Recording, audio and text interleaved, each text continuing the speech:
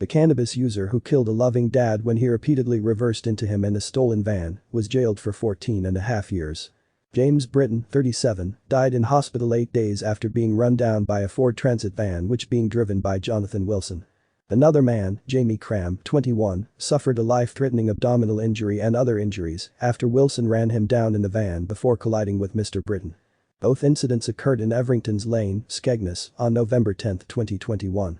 Lincoln Crown Court heard Wilson had been abusing cannabis from the age of 14 and was suffering from psychotic delusions that he was being chased by people who wanted to kill him. Wilson, of Woodthorpe Avenue, Boston, pleaded guilty to manslaughter on the grounds of diminished responsibility at a hearing earlier this year. He had been charged with murder, but the Crown Prosecution Service accepted he was suffering a psychotic condition due to his substance misuse in the month leading up to the collisions. Wilson also admitted inflicting grievous bodily harm to Mr. Cram and breaching a suspended sentence for 3 assaults on emergency workers committed on October 7, 2021. Mr. Britton, from Skegness, who was known as Jimmy, suffered multiple injuries and died in hospital on November 18 last year. Passing sentence Judge Simon Hurst told Wilson he had seen CCTV of him driving the stolen van at Mr. Cram shortly after 3:50 p.m. on November 10, 2021. "You were driving in excess of 40 miles per hour when you drove at Mr. Cram," Judge Hurst said. Judge Hurst said Mr. Britton was then among a group of concerned residents who had come to the scene because of Wilson's behavior that day.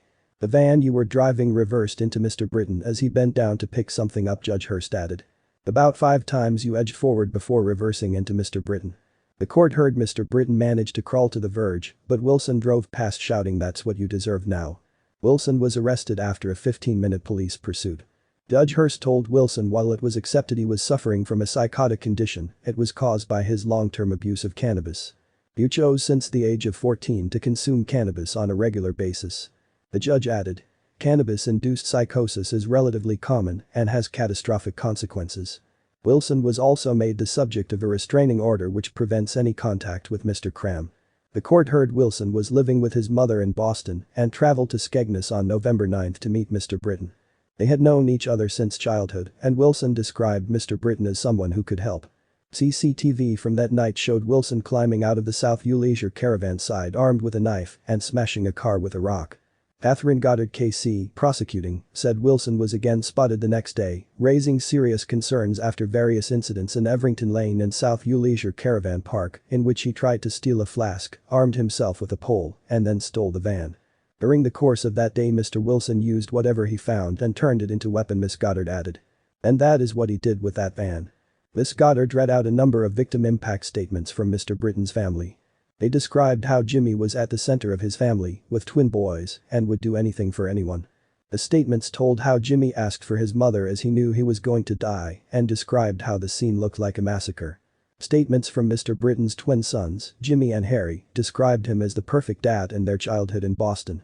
Harry revealed he still did not know why Jonathan Wilson had killed his father, a feeling shared by the rest of the family.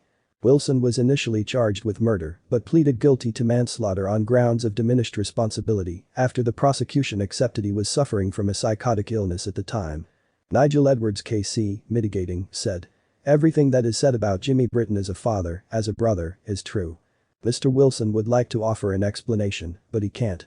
From the age of 14 he consumed cannabis with his friends without any problem until that October going into November. In Mr. Wilson's own words, it felt his cannabis use had suddenly reached a point where his head was going to explode." Mr. Edwards said there was no intervention after his brief appearance at Magistrates Court in October. After he came out of Magistrates Court he carried on in the same way he always had.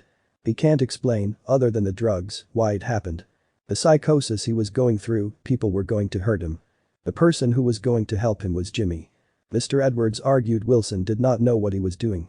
It's his own fault. He took the drugs. Our sincere condolences and heartfelt sympathies go out to the family and loved ones of James "Jimmy" Britton.